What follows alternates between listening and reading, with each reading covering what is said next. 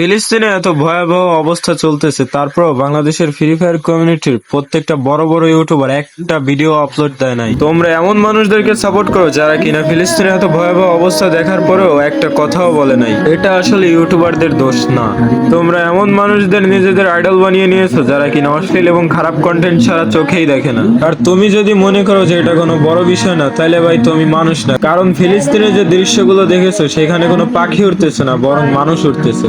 তোমাদের রোল মডেলরা কি শুধু গেমই খেলতে জানে? এখনই সময়, চোখ খুলে দেখো কারা মানুষ আর কারা কন্টেন্ট মেশিন।